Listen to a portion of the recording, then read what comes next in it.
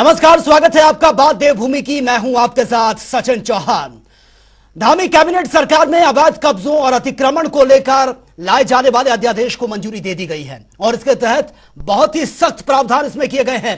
सरकारी और निजी भूमि पर अवैध कब्जा करने वालों को 7 से 10 साल तक की सजा का इसमें प्रावधान है। और बड़ी बात यह है कि नए कानून में पीड़ित व्यक्ति को राहत देते हुए भूमि अतिक्रमणकर्ता या आरोपी पर ही मालिकाना हक साबित करने की जिम्मेदारी होगी। आरोप साबित होने पर ही जेल होगी। लेकिन हरीश रावत ने इस कानून पर कुछ बड़े सवाल उठाए हैं। हरीश रावत ने कहा कि उत्तराखंड में हल्द्वानी, रुद्रपुर सहित बहुत से ऐसे शहर हैं जहां पर बड़े भूभाग में जो नजूल या फिर वन विभाग की भूमि पर बसे हुए लोग हैं, इनमें दलित हैं, जनजातियों के किसान हैं जो लंबे समय से यहां पर रह रहे हैं, ये सभी अवैध कब्जों की श्रेणी में आते हैं। हरीश रावत का यह भी कहना है कि धामी मंत्रिमंडल ने बिना उत्तराखंड की भूमि के वर्गीकरण को समझे हुए यह खतरनाक निर्णय लिया है। प्रदेश में हजारों ऐसे लोग हैं जो सालों पहले भूमि पर अपने मकान बना चुके हैं और उन पर अब इसका क्या प्रभाव पड़ेगा।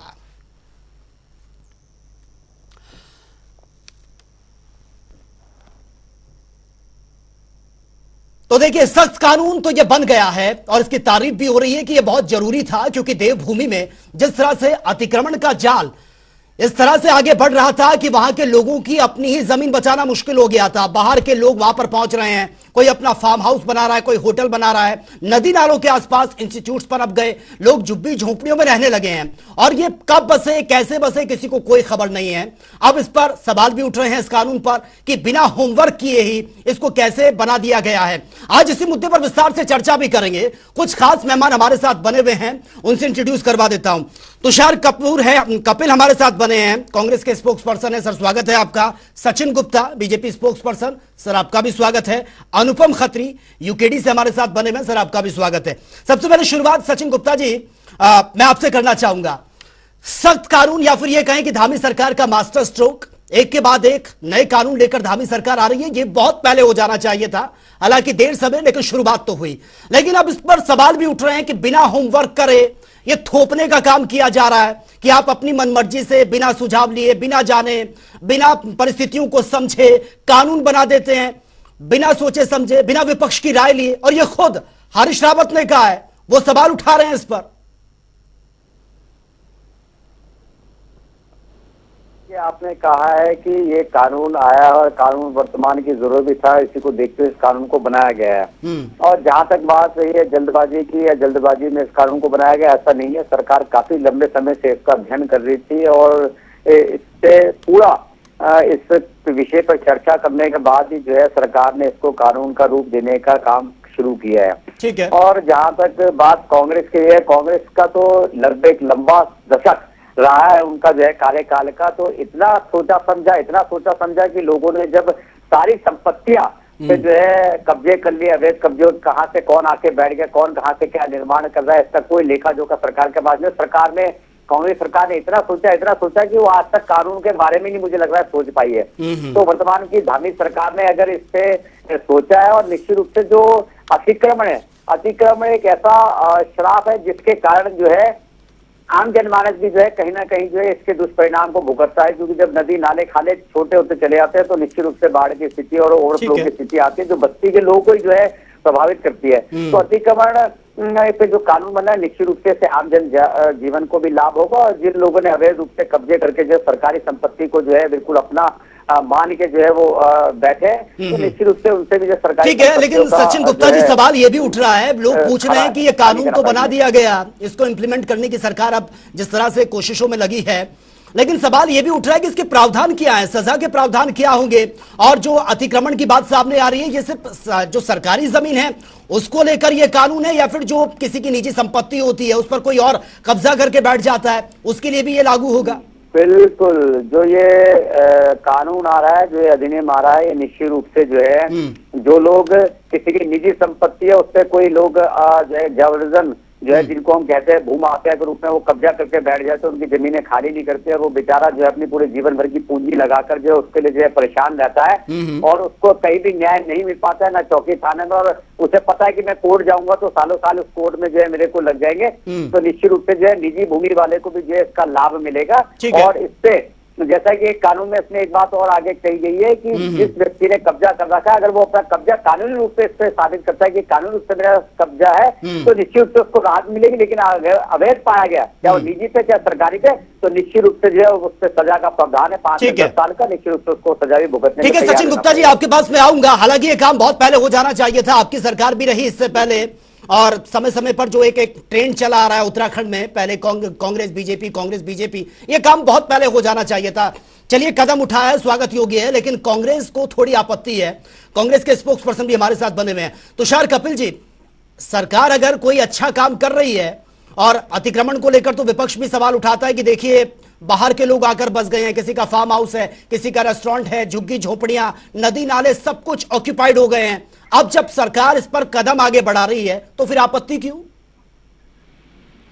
देखिए चौहान जी, इसमें 2 विषय सामने आ रहे हैं। मेरी वॉइस आ रही है? जी जी, आपकी आवाज आ रही है जी। इसमें 2 विषय सामने आ रहे हैं। सबसे पहले आप कानून तो ले आए हैं, उसके प्रावधान जैसे आपने अभी पूछे, तो हमारे जो भारतीय जनता पार्टी के प्रवक्ता है उसे बताने में अक्षम है कि आप 2015 और 2016 में सरकार ने कुछ जो हमारे ये अतिक्रमित जो लोग हैं उन्होंने अपने निवास भी बनाए हैं। तो रावत जी का बयान सिर्फ और सिर्फ स्पष्ट इतना कहना था कि आप हमें इसको प्रोविजनल ये बता दीजिए कि किस तरह से आप इस कानून को इम्प्लीमेंट करेंगे और कैसे आप एनक्रोचमेंट को प्रोत्साहित कर रहे हैं, आप किस तरह से एनक्रोचमेंट को लेकर चलेंगे, अतिक्रमण कहाँ पर है, किन लोगों में जो इतने वर्षों से लोग यहाँ पर रह रहे हैं उसमें कई जनजातियां हमारी जो उत्तराखंड के अन्य लोग हैं, जो गरीब वर्ग है, किसान वर्ग है, इसमें दलित भी है, तो ऐसी जनजातियों की यहाँ पर जो रह रही है इतने सालों से, और आज आप उनको आकर बाहर फेंक देने की बात करते हैं। तो हम अतिक्रमण के खिलाफ नहीं है, एनक्रोचमेंट के खिलाफ नहीं है। हमारा प्रश्न सीधा ये है कि जो आप कानून लाए हैं इसको आप प्रिवेंट कैसे करेंगे, आप लोगों के बीच कैसे लेके जाएंगे, आप उसको चिन्हित कैसे करेंगे। ठीक है, इसमें तो ये भी हो सकता है कि आप कहीं जहाँ पर कई ऐसी बस्तियां हैं जो कि गवर्नमेंट द्वारा रजिस्टर्ड हैं, पट्टा धारक हैं, तो इसमें क्या हो भी आ रहे हैं, लेकिन ये बताने में सरकार असक्षम है। और ये स्पष्ट दिखाई दे रहा है कि सरकार के पास किसी भी तरह इस कानून को इम्प्लीमेंट करने के लिए कोई ऐसा प्रोविजन नहीं है, कोई ऐसी स्कीम नहीं है। ठीक है, सचिन गुप्ता जी इस पर जवाब दीजिए, फिर अनुपम खत्री जी के पास मुझे जाना है। देखिए वैसे तो जो है 15 और 16 का जिक्र उन्होंने किया है सर, सबसे पहले इस पॉइंट पर आ जाइए आप।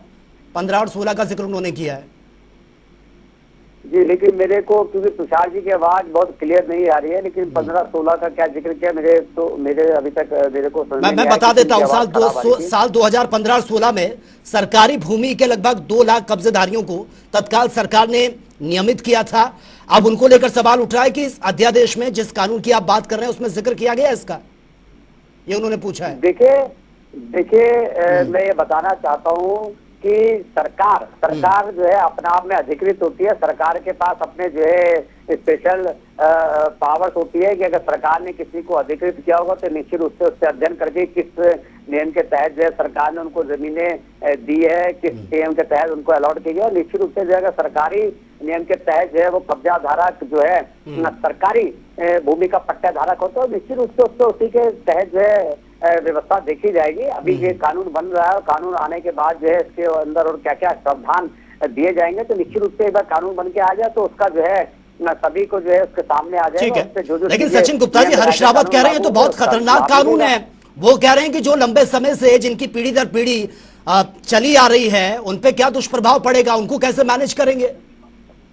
देखिए सचिन जी, कोई इस पे दुष्प्रभाव की बात नहीं है कि क्योंकि हरीश रावत जी जो है सिर्फ पॉलिटिकल बयान देते हैं और वास्तविक रूप से वो भी जानते हैं। मैं बोलता हूँ कि केवल वो 2 लाइनों में इतना बताए कि वो इस कानून के साथ हैं या उसके खिलाफ है, क्योंकि उन्हें केवल जो है पॉलिटिक्स या राजनीति करनी होती है, इसलिए वो इस तरीके के बयान देते हैं। मैं ये कहता हूँ कि सरकारी संपत्ति पे अवैध रूप से अतिक्रमण, चाहे वो आज का हो, चाहे वो पुराना हो, चाहे वो वर्षों पुराना हो, अगर किसी ने अतिक्रमण किया तो ये बात वो भी जानता है वो गलत तरीके से उस पर बसा हुआ है, ठीक है। किसी ने कोई गलत काम पहले कर लिया और उस ठीक समय है, लेकिन सरकारों ने सचिन नहीं गुप्ता देखा जी, सच ये अगर भी वर्तमान है, की ये भी सरकार हमें ने देखा एक्सेप्ट तो करना निश्चित होगा। रूप से कार्रवाई होनी नहीं चाहिए। नहीं, ये भी हमें एक्सेप्ट करना होगा कि गरीब लोगों पर तो हम अपना हुक्म चला सकते हैं, लेकिन जो नदी नालों के आसपास बड़े बड़े इंस्टीट्यूट्स खड़े हो गए हैं, क्योंकि आप देखिए अब नदियां बची नहीं है। आप चले जाइए प्रेमनगर, आप देख लीजिए, आप थोड़ा सा आगे प्रेमनगर से आगे आप बढ़ेंगे सेलाकुई के आसपास, वहां पर इतनी बड़ी बड़ी फैक्ट्रियां, इतने बड़े बड़े इंस्टीट्यूट्स, दूर दूर से बच्चे पढ़ने के लिए आते हैं, वो नदी नालों में ही बने हैं। कोई प्रॉपर ऐसी जमीन मुझे नहीं लगता है कि वो प्रॉपर ऐसी कोई रजिस्टर्ड जमीन होगी। नदियों को ही, उनके एरिया को कम करके नदी नालों के आसपास ही ये बना दिए गए इंस्टीट्यूट्स, क्या उन पर भी एक्शन लिया जाएगा अगर वो इलीगल तरीके से बने होंगे? सचिन जी, मैं बिल्कुल आपको आश्वस्त करता हूं, क्योंकि अभी तक इस पे कोई कानून नहीं था, लेकिन जब ये कानून अमल में आएगा तो निश्चित रूप से चाहे वो कोई छोटा हो चाहे कोई बड़ा हो, बख्शा नहीं जाएगा। और आपने देखा होगा कि जो है भारतीय जनता पार्टी की सरकार में चाहे कोई भी किसी प्रकार का व्यक्ति हो, उसको जो है सरकार ने बख्शने का काम नहीं किया, चाहे वो खुद सरकार का अंग क्यों ना हो। तो इसलिए जो है बिल्कुल जो है सरकार सख्त कार्रवाई करेगी। जब कानून बनेगा तो निश्चित रूप से इसकी जद में जो आएंगे सबके खिलाफ कार्रवाई होगी। ठीक है अनुपम खत्री जी, धामी सरकार जिस तरह से एक के बाद एक नए कानून लेकर आ रही है और बहुत सख्ती से इसको अमल में लाने की बात भी कर रही है, यूकेडी किस तरह से देखती है? क्योंकि उत्तराखंड जब से बना और उत्तराखंड को ही लेकर आपकी ये पार्टी है उत्तराखंड क्रांति दल, लेकिन अब उत्तराखंड जब से बना है अवैध कब्जाधारियों की जो नजर है वो सरकारी जमीन पर ही पड़ी है। और हम देख रहे हैं आज पहाड़ों में लोगों के फार्म हाउस बन गए, पता चला वो दिल्ली का है लेकिन उसका फार्म हाउस पहाड़ों में है। बहुत सी ऐसी जमीनें हैं जहां पर इंस्टीट्यूट्स बन गए। झुग्गी झोपड़ियों को हटाना आसान है, लेकिन जो पक्के कंस्ट्रक्शंस तैयार कर दिए गए, बिल्डिंगें बन गई हैं, उनको उखाड़ना जल्दी, ये बहुत बड़ा चैलेंज है।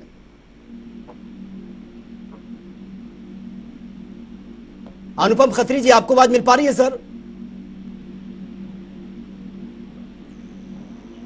चलिए, लगता है शायद उन तक आवाज नहीं जा रही है। ठीक है, तो आपके पास मैं आऊंगा। तुषार कपूर, इस तरह से अब आप देख रहे हैं कि आप तमाम जो क्वेश्चंस आपने पुटअप किए, उन्होंने कहा कि भैया सरकार के पास इतना राइट्स है, वो अपने जो कानून बनाती है उसमें वो सारी चीजों को मेंशन करती हैं। अगर तत्कालीन सरकार ने अगर उनको नियमित किया होगा तो किस तरीके से क्या हुआ, सारी प्रोसेस उनके पास है। जी चौहान जी, आपने बड़ा अच्छा विषय आपने स्वयं उठाया कि ये जो नदी नालों के किनारे बड़े बड़े इंस्टीट्यूट जैसे कि प्रेमनगर, सेलाकुई, हम जब निकलते हैं तो हमें पूछा जाता है। मैं पूछना चाहता हूँ सचिन गुप्ता जी से कि कार्रवाई तो बहुत पहले ही हो जानी चाहिए कि सरकार के पास पावर्स हैं, पावर तो अटॉर्नी है, आप चाहिए ना, आप क्यों नहीं रोकते उनको? ये नहीं रोक सकते, क्योंकि हमने पिछले वर्षों पिछले कुछ दिनों में ये देखा है जो बड़े फार्म हाउस है, जो जैसे कि आपने कहा पहाड़ों में फार्म हाउस बन रहे हैं। एक फार्म हाउस और था, वो किसका था, उसके मंत्री कौन थे, वहाँ पे जो घटना हुई किसके द्वारा की गई, वो उनके आदत। और ये जो पूरा भाजपा ग्रुप है, ये तो इन्वेस्टर्स हैं, ये तो जो गवर्नमेंट की जो प्रॉपर्टीज होती है वहाँ पर लोगों को बिठाने का काम करते हैं। इंक्रोचमेंट किसके द्वारा किया जा रहा है, ये कोई बड़ी बात नहीं है। आपने बिल्कुल सही कहा कि ये इतना बड़ा विषय नहीं है, आपको भी दिखता है, हमको भी दिखता है, जनता को भी दिखता है कि नदी नालों के किनारे इतनी बड़े बड़े इंस्टीट्यूट, इतनी बड़ी बड़ी यूनिवर्सिटी कैसे चल रही है, लेकिन उसके बावजूद कोई उस पर किसी भी तरह का कोई भी ऐसा सरकार द्वारा कोई ऐसी नियमावली नहीं बनाई जाती। वो इंस्टीट्यूट बड़े होते जा रहे हैं, नदी नाले छोटे होते जा रहे हैं। ठीक है, लेकिन तुषार कपिल, ये भी सच है कि सरकार तो आपकी भी रही, उस वक्त भी अगर आप एक्शन लेते, आपकी सरकार थी तो बहुत कुछ बदला जा सकता था, लेकिन सबने राजनीतिक रोटियां इस पर सेकी हैं अपने वोट बैंक के लिए। ठीक है, आपके पास मैं आऊंगा। यूकेडी के प्रवक्ता भी हमारे साथ बने अनुपम खत्री जी, उत्तराखंड का जब से विकास हुआ तब से अवैध कब्जे बहुत ज्यादा यहां पर हुए हैं। अब तो मैदानी इलाके तो बहुत छोड़ ही दीजिए, पहाड़ के पहाड़ तक में लोगों के फार्म हाउस बन गए, रेस्टोरेंट बन गए। आता पता नहीं, वो बाहर के रहने वाले हैं लेकिन उनके जो धंधे हैं, बिजनेस हैं, वो वहां पर चल रहे हैं। अब आपको क्या लग रहा है, धामी सरकार जिस तरह से एक्शन मोड में नजर आ रही है कि अब बख्शा नहीं जाएगा? इससे पहले भी हमने देखा कहीं जो इलीगल तरीके से कंस्ट्रक्शन किया गया था उसको डिमोलिश किया गया। सरकार कदम बढ़ा रही है, आप सहयोग करोगे इसका कि वाकई अब ये सरकार जो कर रही है अच्छा कर रही है, या इसमें भी कुछ खामियां हैं? सचिन जी, ये एक ऐसा मामला है कि मांगा था आम, मिल रहे हैं अंगूर। हम भू कानून मांग रहे हैं, हम सिर्फ कोई पर्टिकुलर एक अतिक्रमण पे कोई बात नहीं मांग रहे हैं। उत्तराखंड भू कानून मांग रहा है, आपने देना ही है तो पूरा भू कानून दीजिए ना उत्तराखंड को। अब ये 10 साल की सजा का प्रावधान आया है, डिफाइन कुछ है, कुछ भी डिफाइन नहीं है। अगर मैं अभी इसके क्रम को सवाल करूं कि इसमें क्या कैटेगरी आएंगी, क्योंकि मैं खुद यहीं का पैदा हुआ हूँ। हल्द्वानी शहर मेरी जन्मस्थली है। यहाँ पे बनबूलपुरा है, यहाँ पे डमरडूंगा है। आज तक दोनों वैसी लटके, इंदिरा कॉलोनी भी वैसी लटकी हुई है, इंदिरा नगर। अब ये लंबे रिहायशी है, मेरे मतलब पर दादा लोग देखते आ रहे हैं रिहाइश, और ये जो डमरडूंगा ये हम देखते आ रहे हैं। ऐसी रुद्रपुर है, पूरा लीज पे है। फिर आगे काशीपुर 45% लीज पे बसा हुआ है। लीज मतलब कच्ची लैंड, सरकारी लैंड, ठीक है। और वहाँ मकान, कोठियां, कॉम्प्लेक्स बने हैं। अब इसके बाद दूसरे चरण में हम यहाँ आ जाते हैं देहरादून, राजधानी और आसपास, जैसे आप रिजॉर्ट के नाम ले रहे हैं। भाई साहब, दिल्ली वाले तो फिर भी जमीन खरीद के रिजॉर्ट बनाए बैठे होंगे। मैं अभी इस चैनल में ऐसे 3 IAS के नाम बता सकता हूँ और IPS के नाम बता सकता हूँ जिन्होंने जमीनें कब्जा रखी है, जिसमें जंगल की भूमि भी आ रही है, जिसमें कहीं का पार्क आ रहा है। अब वो क्या वो भी इनकी उस श्रेणी में आएंगे? अब ये कानून आप 10 साल का बना रहे हैं, अच्छा कर रहे हैं। 10 साल की जगह मैं कहता हूँ 20 साल सजा दीजिए, लेकिन इम्प्लीमेंट करने वाली जो बॉडी है इसको, वो शक्ल देख के मुकदमा लिखेगी या सोर्स लगवाने के बाद मुकदमा लिखेगी? थोड़ा ये भी सरकार हमें बताए।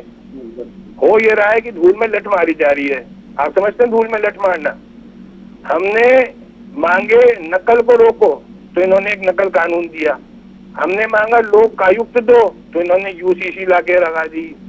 हम मांग रहे भू कानून दो तो ये कह रहे अतिक्रमण के नाम पे देखो तुम्हें 10 साल की सजा का एक कानून दिखा रहे हैं। लेकिन जब थाने में जाओगे तो मुकदमा उसी का लिखा जाएगा जिसके लिए सरकार के आदमी का फोन आएगा, जो प्रैक्टिकल होता है। तो ये धूल में लट मारने इससे ज्यादा और कुछ नहीं है।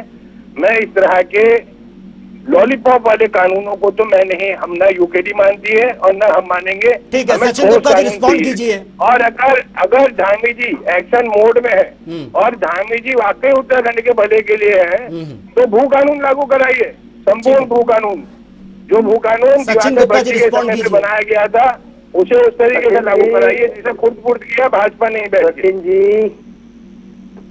डिबेट पर बोलना बहुत आसान है। 2 बार जिनकी पार्टी के सामने भी बोलेंगे विधायक मंत्री रहे, शहरी विकास मंत्री रहे, राजस्व मंत्री रहे, वो कभी भू कानून पे बात उन्होंने नहीं करी। कभी वो जो है भू कानून लगवाया है और महोदय जनता को बताइए, आप जाके अपने सामान्य ज्ञान यूज को चाहिए जाके अपने जाके पूछिए के मंत्री के मुँह से कौन था भू कानून लगाने वाला, भू कानून लगाने वाला। एक मात्र राजस्व मंत्री यूकेडी के जनता पार्टी आप भ्रमित मत कीजिए जनता को। के साथ आगे चलते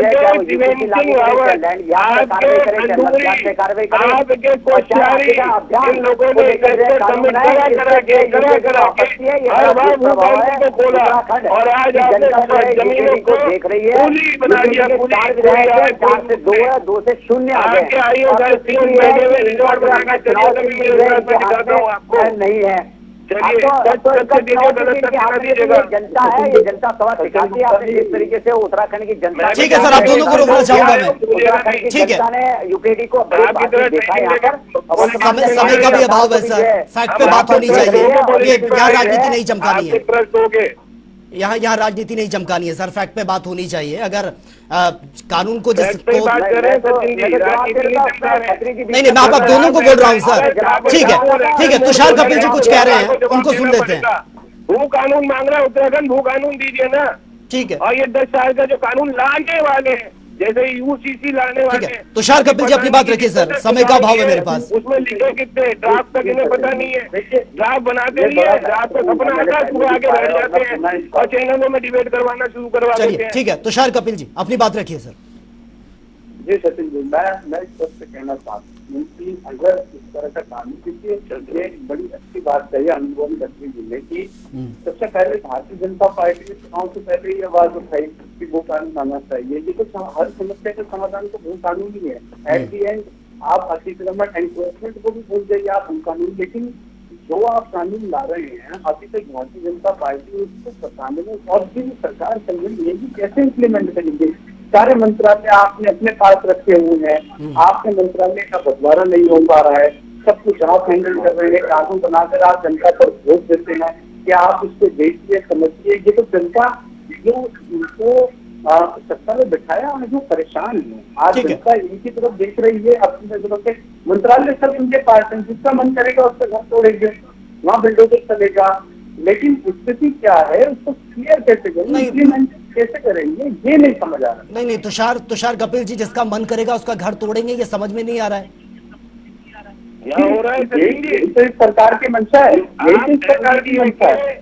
सचिव MS आपने देखा है कि पिछले कई दिनों से ये चल रहा है, एनफोर्समेंट सेक्रेटरी हाईकोर्ट बोलता है कि अतिक्रमण को रोकना चलिए है। ठीक है, लास्ट स्टेटमेंट सचिन गुप्ता जी जवाब दीजिए बहुत ही शॉर्टली, 1 मिनट आपके पास है।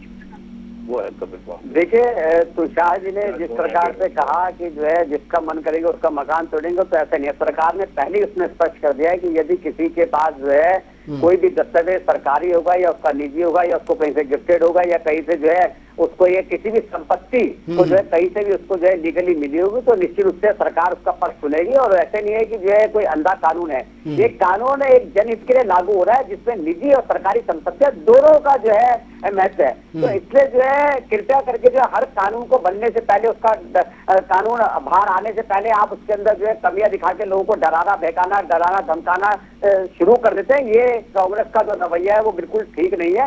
और निश्चित रूप से जो है जब पहले लैंड जिहाद का विषय तब भी आपने लोगों को भ्रमित किया, जब लव जिहाद का मामला तब भी आपने लोगों को भ्रमित किया, जब UCC का मुद्दा शुरू हुआ तब भी आप लोगों को भ्रमित करने लगे। और आज जब कानून लेके आ रहे तो कांग्रेस का काम केवल ठीक है सचिन गुप्ता जी, दरअसल कुछ लोगों को कंफ्यूजन है कि जो लंबे समय से रह रहे हैं उनको लेकर क्या प्रावधान है, उनको लेकर क्या स्ट्रैटेजी है सरकार के इस कानून के तहत। अगर आप बाकायदा सरकार की तरफ से कोई प्रेस कॉन्फ्रेंस हो जाती है जिसमें सारे फैक्ट क्लियर हो जाए तो किसी को कोई आपत्ति नहीं है, सब इसका वेलकम कर रहे हैं, लेकिन फैक्ट को लेकर थोड़ी सी ऑब्जेक्शन है। इसीलिए मैं बोल रहा हूँ सचिन जी कि अभी फैक्ट्स को आने दीजिए, कानून को बनने दीजिए पूरा। उस कानून को जब आएंगे तो उसके अंदर कोई भी अगर जो है कोई नियम आएंगे तो सबके सामने आएंगे। तो अभी केवल जो है क्योंकि ड्राफ्ट तैयार हुआ है और अभी इसको कानून बनना है, तो जब कानून बनेगा तो उसके बाद इस पे बहुत विस्तार से चर्चा करेंगे। कानून को लेकर क्या चर्चा करेंगे। चलिए ठीक है, मैं आप सभी को रोकना चाहूंगा, समय का अभाव है। बहुत बहुत शुक्रिया आपका इस डिबेट का हिस्सा बनने के लिए। तो उत्तराखंड में अतिक्रमण जिस तरह से बहुत तेजी से बढ़ रहा है, ये किसी से छिपा नहीं, हकीकत यही है कि उत्तराखंड में अब वक्त आ गया है कि कोई ऐसा सख्त कानून बने ताकि इस बढ़ते अतिक्रमण पर अंकुश लग सके। लेकिन सवाल यह भी है कि इस कार्रवाई सिर्फ छोटी मछलियों पर होती है, लेकिन जब बड़े नाम सामने आते हैं तो कार्रवाई बहुत ठंडे बस्ते में चली जाती है। तो हालांकि अब कानून जो बनाने की बात सामने आ रही है, इसको इस तरीके से एग्जीक्यूट किया जाए ताकि वाकई जिस चीज के लिए कानून बना है वो जमीनी स्तर पर भी नजर आए। तो फिलहाल मेरे साथ इतना ही, लेकिन तमाम खबरों के लिए आप बने रहिए जनता टीवी के साथ। नमस्कार।